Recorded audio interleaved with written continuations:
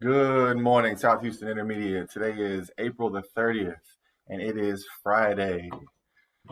Students, remember you only have 4 Mondays left for the rest of the year. 4 Mondays to come to school and get done what you need to get done. Remember that if you have any lost or overdue library books, we are looking for those. If you have them at your house, here at school somewhere, make sure you turn those into the library. Don't forget about summer school. Any of you that fail a class for the year, or if you fail STAR, June 7th through the 24th at Beverly Hills Intermediate. Summer school is $65 and it is in person. There is no virtual classes. To avoid going to summer school, you just need to pass your classes and make sure you're showing up to school and getting done what you need to get done.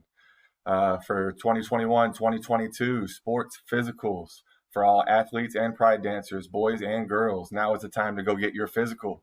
You can get a free physical right next door at the Wave Clinic. All you need to do is bring a physical form that is properly filled out and signed correctly. Please see Coach Henry, Coach Rogers, or Miss Sullivan if you have any questions or need any further details. Let's get these turned in as soon as possible. Like I said, 4 Mondays left. Let's get it done. That's it for our announcements, and have a great day.